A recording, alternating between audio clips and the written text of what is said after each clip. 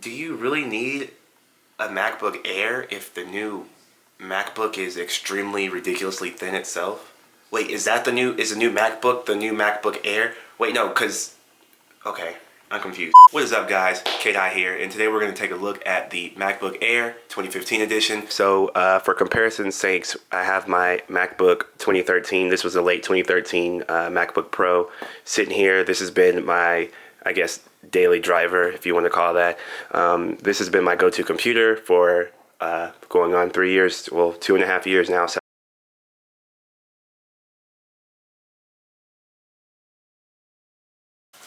okay, so let's go ahead and move all this dangerous crap out of the way. Put that to the side. So let's go ahead and open up and see what comes in the box. Well, we already know what comes in the box, but sitting on top with this little pull tab. Everyone knows how this stuff works, so yeah, there's that. Wrapped in that plastic, you know how that goes. And you have your literature. Do they still do Apple stickers? I haven't bought a computer in a while. Yeah, so you get your Apple stickers, 2 white ones. Not sure if they come, if you get the new MacBook, a normal MacBook, if it comes with the color MacBook that you get. Maybe if you get a gold and it comes with gold sticker. I don't know, maybe. If anyone knows, let me know down in the comments below.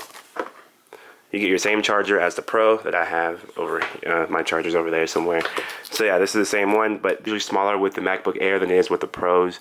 I do remember that they had 2 different sizes for the Pro 13 inch and the Pro 15 inch. Pro 15 inch, of course, is always bigger. So yeah, it's always going to be bigger with the model. But yeah, nothing changed here. Sorry, I'm a little sick here. It's kind of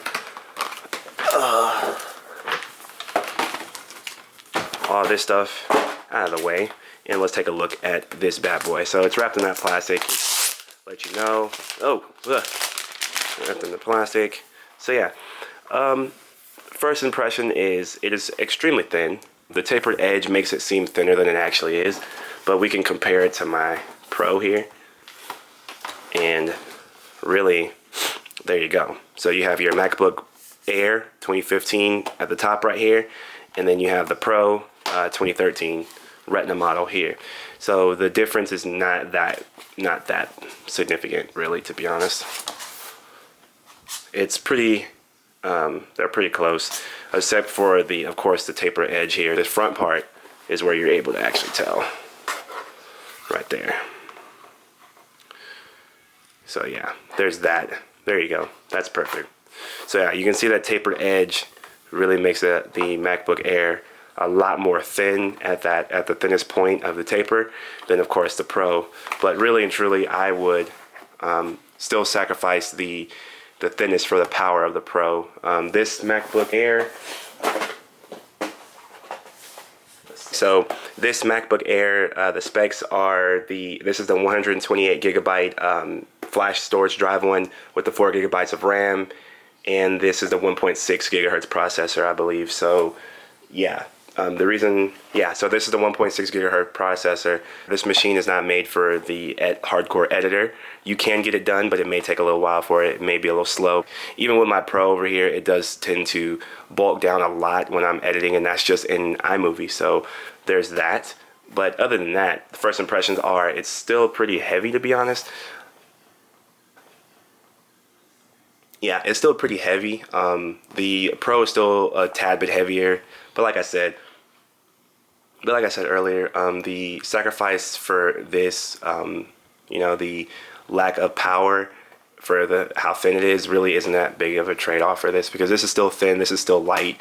To be honest with you, the Air is a little bit lighter. It's significantly lighter, actually. Still a light machine, so it's not like this is heavy like the old machines were. Then you'd have a point. But yeah, especially considering that this is the same price or around the same price as this now. So there's that.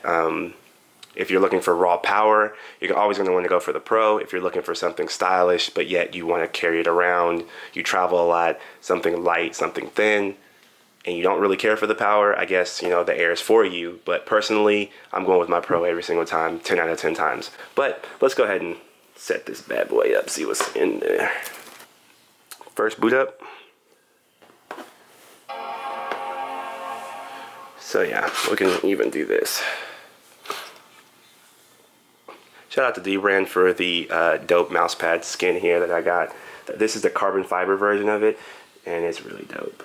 To use English for the main language, press the return key. I don't like you talking to me right now. I don't like it. This machine has 2 ports. So you have 2 USB ports here. Your Thunderbolt port, your SD card slot, or yeah, another USB port, and just your 3.5 millimeter headphone jack there. Here on the other hand, you have one port, Thunderbolt 3.5, HDMI connector, SD card slot, another USB port. So you're sacrificing some ports as well. Just a quick unboxing video. I do appreciate you for watching. If you haven't already hit that subscribe button, go ahead and do that. As you're doing that, go ahead and hit that like button, as it does help out the channel a lot. As always, I do appreciate it. This has been your boy K-Dot.